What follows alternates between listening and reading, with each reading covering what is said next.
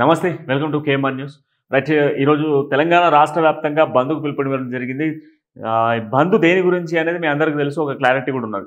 అయితే ప్రధానంగా మార్వాడీలకు సంబంధించిన అంశంలో ఈరోజు తెలంగాణ రాష్ట్ర వ్యాప్తంగా జేఏసీ కంప్లీట్గా కూడా పిలుపునివ్వడం జరిగింది.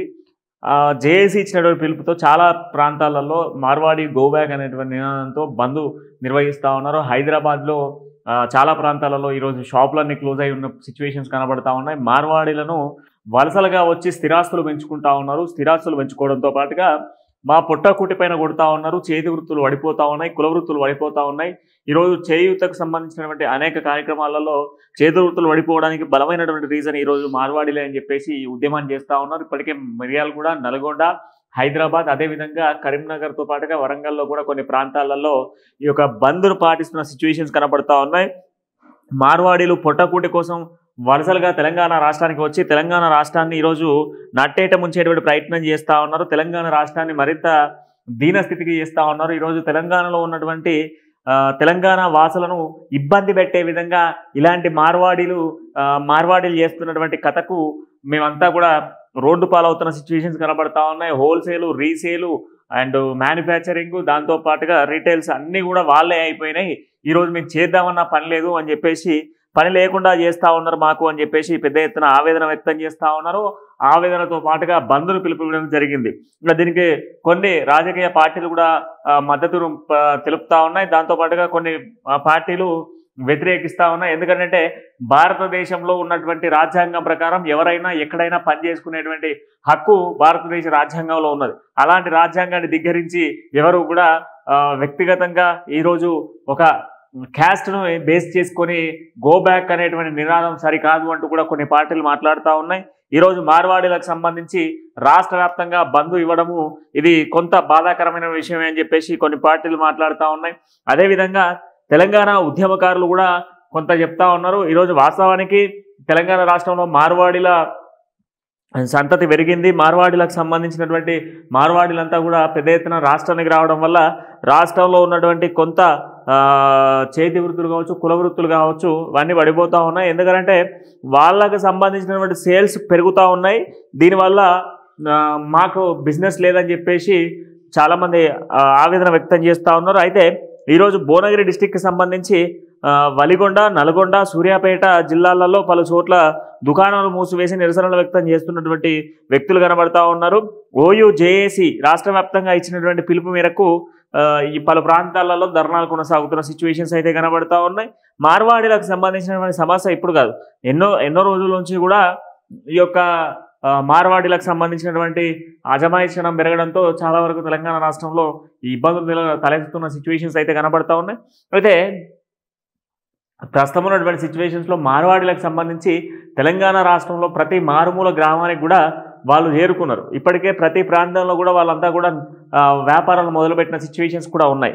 గతంలో మనం చూసుకుంటే మార్వాడీలకు సంబంధించి క్రీస్తు పూర్వం 6వ శతాబ్దం నుంచి కూడా వీళ్ళ వ్యాపారాలు అనేది ఈ వ్యాపార రంగంలో ఉన్నారు. ఎందుకు అనంటే వీళ్ళకి చేసుకోవడానికి వేరే ఒక సోర్స్ లేదు. వీళ్ళు ఉన్నటువంటి ప్రాంతం కూడా మహారాష్ట్రలోని మార్వాడీలంతా కూడా రాజస్థాన్కి సంబంధించిన వాళ్ళు.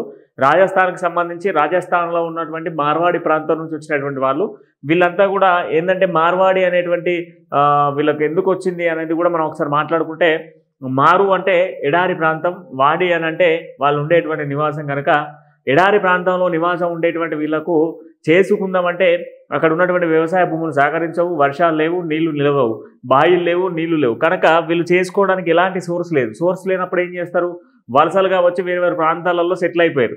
దాదాపు మన తెలంగాణ రాష్ట్రానికి నిజాం సామ్రాజ్యంలో నిజాం మన రాష్ట్రాన్ని పరిపాలించినప్పుడు, మన ప్రాంతాన్ని పరిపాలించినటువంటి సందర్భాలలో వీళ్ళు మన హైదరాబాద్తో పాటుగా కొన్ని ప్రధాన సిటీలకు చేరుకున్నారు. అప్పటి నుంచి కూడా వీళ్ళు వ్యాపారాలు మొదలుపెట్టారు. అప్పటి నుంచి కూడా దాదాపు వీళ్ళ వ్యాపారాలు అనేది కొనసాగుతున్న సిచ్యువేషన్సే కనబడతా ఉన్నాయి. ఇక మార్వాడీలకు సంబంధించిన బిజినెస్ల గురించి మనం మాట్లాడుకుంటే మొదటగా బంగారం వ్యాపారం, ఆ తర్వాత ఫైనాన్స్, ఆ తర్వాత ఈ షాప్స్, ఇట్లా అన్ని రంగాలలో ఈరోజు వాళ్ళు ఉన్నారు. అన్ని రంగాలలో వాళ్ళ యొక్క పై చేయి ఉన్నది. అన్ని రంగాలలో వాళ్ళు సక్సెస్ అవుతున్నారు. అయితే వాళ్ళు సక్సెస్ కావడానికి, వాళ్ళ వ్యాపారాలు రోజు రోజు డెవలప్ కావడానికి రీజన్ ఏంటి అని అంటే, ఈరోజు మనం ఎదుగుతున్నాం అంటే మన పక్కోడు ఎదుగుతున్నాడు అంటే మనం ఊర్వం. ఇట్లాంటి మెంటాలిటీ మన మెంటాలిటీలో ఉంటుంది. కనుక పక్కోళ్ళు ఎదిగేటువంటి ఎదుగుతున్నారు అన్నటువంటి ఆలోచన మనం ఒక్కసారి ఆలోచిస్తే ఈ పక్క వాళ్ళు ఎదుగుతున్నటువంటి అంశాన్ని మనం ఓర్వలేక మనం వాళ్ళ పైన ఏడుస్తూ ఉంటాం. ఈరోజు వాళ్ళు ఉండేటువంటి నివాసాలు అంటే వాళ్ళు ఉండేటువంటి ఇండ్లు కూడా అగ్గిపెట్టెలాగా చిన్నగా ఉంటాయి. అదే మనం ఇండ్లు 3 బెడ్రూమ్, డబుల్ బెడ్రూమ్ ఫ్లాట్లు తీసుకొని మనం ఉంటాం. కానీ వాళ్ళు సింగిల్ బెడ్రూమ్, సింగిల్ రూమ్లో నివాసం ఉంటూ వాళ్ళ షాపుల్ని చాలా నీట్గా మెయింటైన్ చేస్తారు. నిత్యం పూజలు అనుసరిస్తారు. దాంతోపాటుగా అమావాస్య రోజు షాపులు తీవరు. దాంతోపాటుగా ఏదైనా అష్టమి లాంటివి ఉన్నా, లేదంటే నిండు అమాసాలు ఉన్నా, లేదంటే సగం అమాసాలు ఉన్నా కూడా వాళ్ళు షాపులు తీవకుండా నిత్య పూజలు చేస్తూ ఉంటారు. నిత్యం వాళ్ళ యొక్క వ్యాపారం కానీ వాళ్ళ ఉద్యోగం కానీ ఒక ఉద్యమంలాగా, ఒక ఉద్యమాన్ని ఏ విధంగా అయితే చేస్తున్నామో ఒక సంకల్ప దీక్షతో వాళ్ళు చేస్తారు కనుక ఈరోజు వాళ్ళు సక్సెస్ అవుతున్నారు. వాళ్ళ సక్సెస్ను మనం ఓర్వలేక ఈరోజు గో బ్యాక్ మార్వాడి అన్నటువంటి పాయింట్ని మనం మాట్లాడుతున్నాం. ఈరోజు మార్వాడీలు వచ్చిర్రు, కరెక్టే వచ్చిర్రు, వచ్చిన దాంట్లో వాళ్ళు బిజినెస్లు చేస్తూ ఉన్నారు. బిజినెస్లు చేయడంతో పాటుగా వాళ్ళ వ్యాపారాలను రోజు పెంచుకుంటూ ఉన్నారు. పెంచుకోవడంతో పాటుగా వాళ్ళ యొక్క షాపులలో, వాళ్ళ యొక్క వ్యాపార సంస్థలలో వాళ్ళకి అవకాశాలు ఉంటాయి.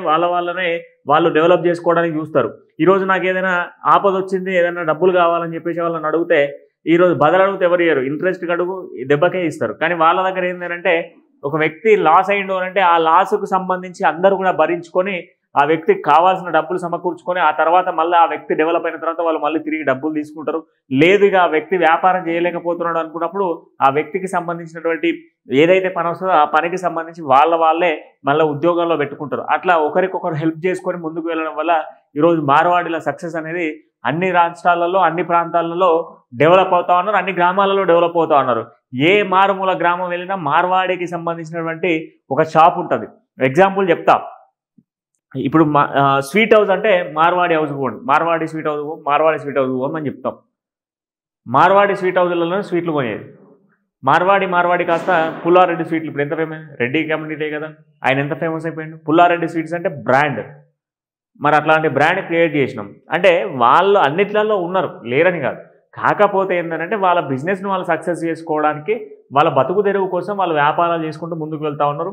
మరి ఈరోజు మార్వాడీలు గో బ్యాక్ అన్న నినాదంతో ఓయూజేఏసీ ఇచ్చినటువంటి పిలుపు మేరకు మరి దీన్ని ప్రజలు ఏమనుకుంటా ఉన్నారు ఒక్కసారి కామెంట్ రూపంలో తెలియని మరో వీడియోతో మళ్ళీ కలుద్దాం. అంటిల్ దెన్ చూస్తూనే ఉండండి KMR న్యూస్.